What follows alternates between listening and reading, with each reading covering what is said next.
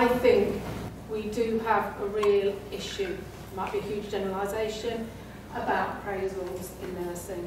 I think a lot of organisations are keen to do them because we have to meet the targets of doing appraisals, but I think the issue is around not whether we do them, but about the quality of appraisal. And that's what I'm going to talk about. So, and I think if we don't get this right, and it is linked to revalidation, then we are going to have nurses who are going to be revalidated who aren't fit to practice. And then that might seem a bit dramatic, but I think that's the case. Okay, so just a bit of background around performance appraisal. Started originally in industry, performance appraisal systems, very much linked to the salary, performance-related pay. I don't know whether anybody has ever been on performance-related pay. It's not always successful. So whether you had a decent appraisal or not justified your salary.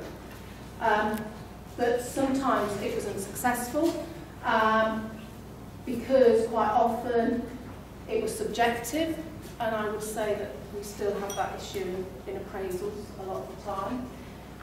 If you've got limited cash in the pot and you're rewarding people with money, then you've got to break that money up somehow or other, and that can make a difference in how much you get. And also, of course, money isn't the only motivator. Although I guess a lot of us probably wouldn't turn up at work if we weren't going to get paid. But anyway, there is a recognition that appraisal is really, really important, and I'd be the last person to say that we shouldn't be doing it, because I do think we should be doing it. Compassion in Practice said that we should be ensuring all nurses and midwives are recruited for values and have regular appraisals which review their values. So not only do I think we don't do appraisals that well, I think we hardly ever, and again I may be generalising and you can throw what legs at me, we hardly ever discuss values in an appraisal session.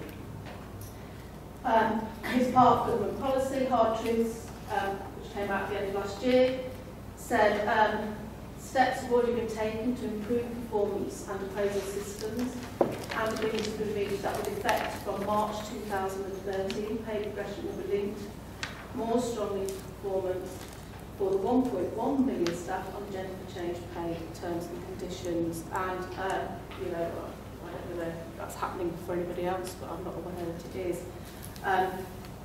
Agenda for Change was originally brought out. Part of the reason for it was to provide more structure to appraisals and pay increases, and that largely hasn't happened for various reasons.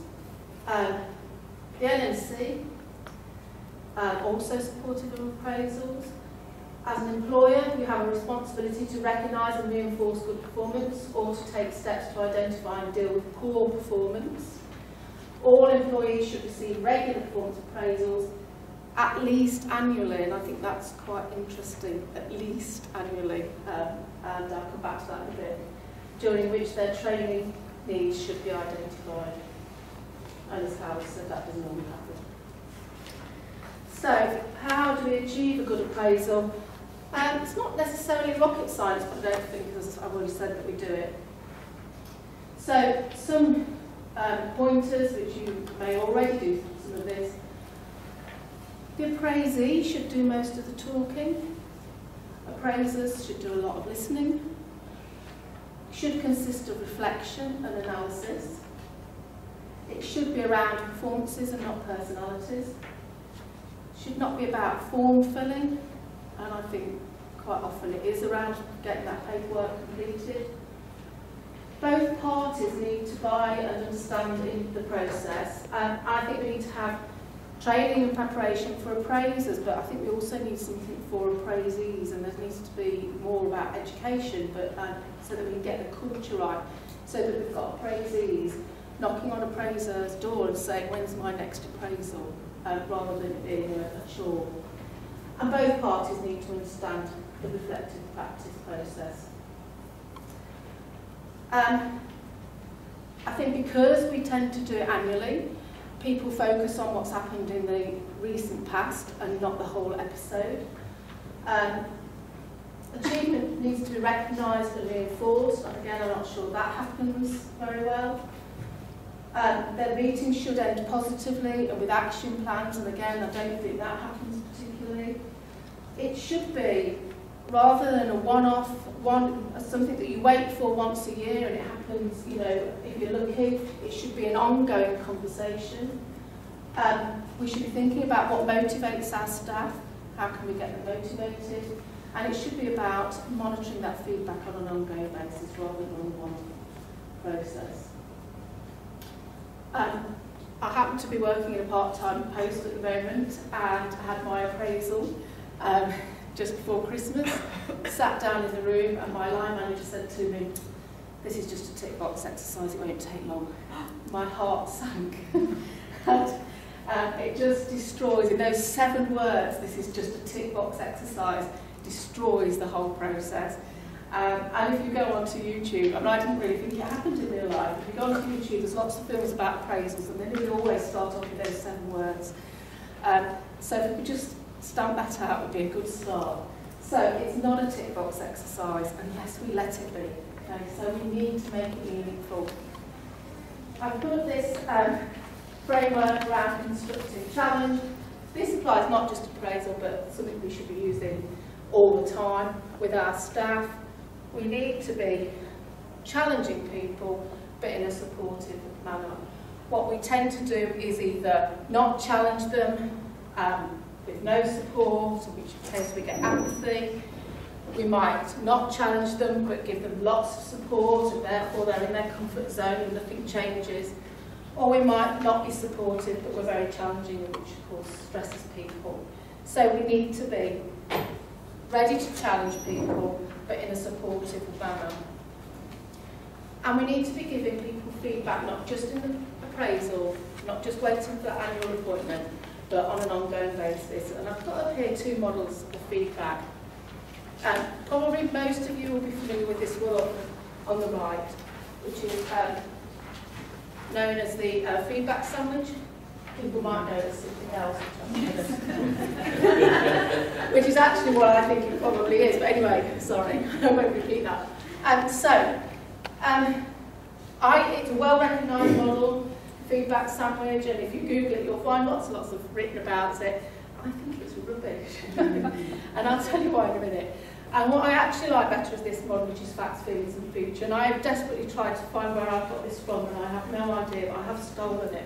I have tried to find the reference book, so I apologise for that. The feedback sandwich.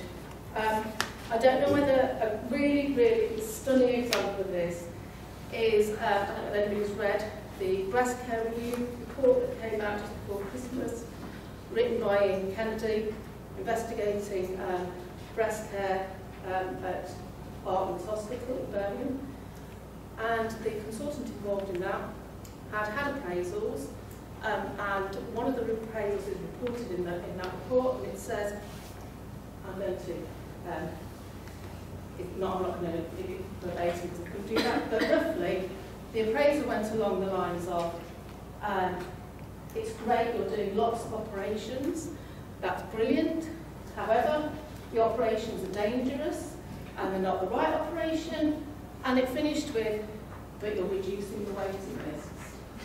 So, it's worth going and having a look at if you want to see about poor appraisals. And I think if we don't get it right, we will have nurses who are practising who are unfit. Facts, feelings and future is, as I've said, it's not my model. I've pinched it. You give somebody the facts, you tell them how it makes you feel, you ask them how it makes them feel, and then you talk about what you're going to do next. Okay?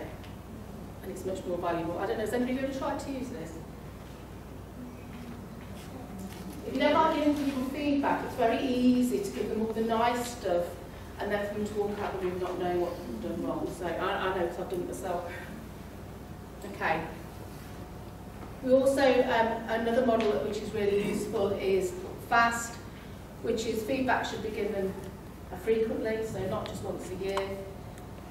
It should be accurate, not relying on hearsay. It should be specific. And it should be timely. Apparently it takes 21 days for behaviour to become habitual, whether that be negative or positive. So if we just do it once a year, it's too late.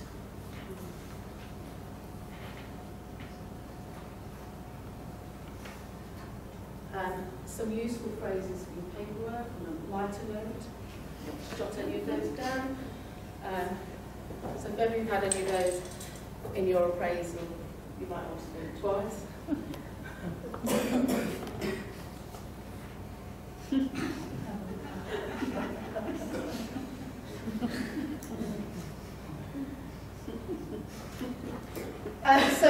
Should we bother? Well, appraisal does give clarity and a sense of purpose and direction. It improves teamwork, and teamwork is demonstrated to give better patient outcomes. It develops your staff, it enables you to manage behaviour, and it promotes accountability if it's done properly. It doesn't have to be a tick box exercise, but we're responsible and accountable for making it so that it's meaningful. And it's up to us to make that happen.